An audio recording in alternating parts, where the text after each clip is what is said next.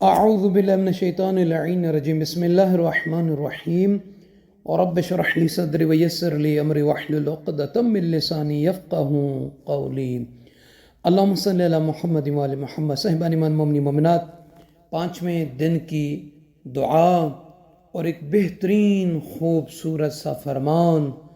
ختمی مرتبت آقائے دو جہاں رحمت للعالمین نبی کریم حضرت مولانا حضرت محمد مصطفیٰ صلی اللہ علیہ وآلہ وسلم کا فرمان ذیشان کہ فرماتے ہیں وَهُوَ شَهْرُ الْبَرَكَةِ وَهُوَ شَهْرُ الْإِنَابَةِ وَهُوَ شَهْرُ التَّوْبَةِ وَهُوَ شَهْرُ الْمَغْفِرَةِ وَهُوَ شَهْرُ الْعِتْقِ مِنَ النَّارِ والفوز بالجنہ، کہ ماہ رمضان المبارک بابرکت مہینہ ہے۔ یہ ماہ رمضان اللہ کی بارگاہ میں واپس پلٹنے کا مہینہ ہے۔ سرکار فرماتے ہیں یہ مہینہ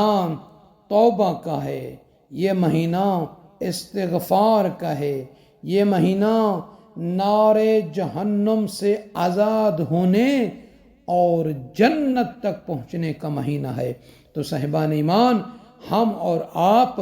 ماہ رمضان میں عبادت صالحہ انجام دے کر اللہ کی طرف پلٹ سکتے ہیں، توبہ اور استغفار کر کے نار جہنم سے بچ سکتے ہیں اور جنت تک پہنچ سکتے ہیں۔ بہترین مہینہ ہے، اسی لیے یہ مہینہ استغفار کا مہینہ ہے، عفو درگزر کا مہینہ ہے، ایک دوسرے کے ساتھ پیار و محبت بانٹنے کا مہینہ ہے، اور اس مہینے میں جتنا ہو سکتا ہے قرب الہی حاصل کریں، اللہ تعالیٰ کی معرفت حاصل کریں، اور ماہ رمضان المبارک میں نیکیوں کے حصول کی طرف دوڑیں۔ اس لیے کہ امام حسن مجتبی علیہ السلام کا فرمان ہے کہ ان اللہ جعل شہر رمضان مضمارا لخلقہ فیستبقون فیہ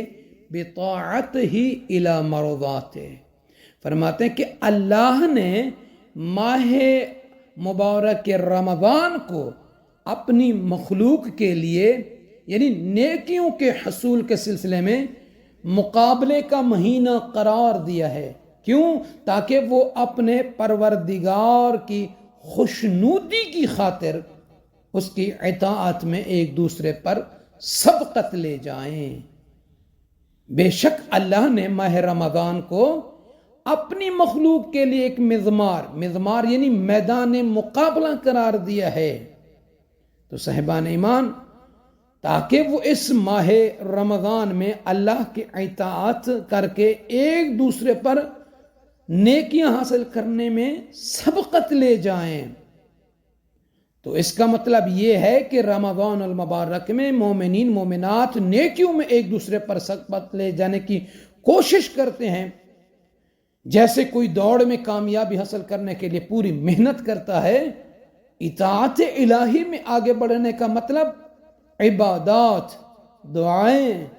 توبہ، خیرات، نیک کام اور ہر وہ عمل صالح ہے جو اللہ عز و جل کی رضا کے قریب لے جائے،